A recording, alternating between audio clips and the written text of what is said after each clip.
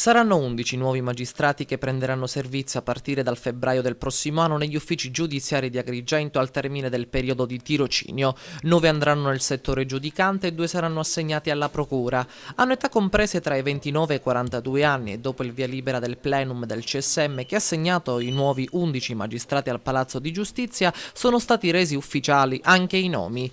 Nel dettaglio la parte giudicante, vale a dire quella più consistente, composta da 9 unità, arriveranno Giancarlo Caruso di Bologna, Rossana Croce proveniente da Roma, Agatanna Genna, Vincenza Bennici di Agrigento, Andrea Illuminati di Bologna, Cinzia Ferreri di Palermo, Maria Teresa Moretti di Roma, Francesco Gallegra di Palermo, Maria Cultrera di Palermo. L'organico del settore giudicante con il loro arrivo è destinato così a rientrare in parametri di normalità. Dal momento in cui, dopo la stagione estiva, saranno operativi nuovi trasferimenti, ci saranno 12 caselle mancanti su 33 unità. Luigi D'Angelo, presidente del Tribunale di Agrigento, dovrà quindi, sino a febbraio 2014, quando entreranno nell'organico i nuovi giudici, approntare l'ennesimo piano di emergenza. 2 rinforzi arrivano anche alla procura. Difatti l'ufficio diretto da Renato Di Natali e l'aggiunto Ignazio Fonso da ottobre a febbraio dovranno convivere con una scopertura del 40% dell'organico.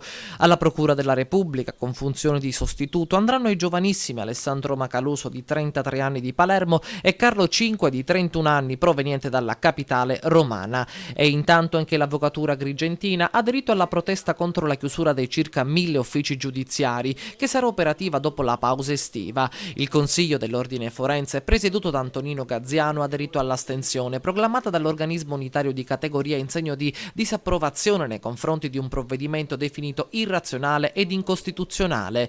Difatti, mercoledì e giovedì appena trascorsi sono state rinviate tutte le udienze, ad eccezione di quelle con imputati detenuti o con termini di prescrizione. Questo costituisce un appesantimento notevolissimo. Poi ci sono 3 sezioni assise operanti, ci sono delle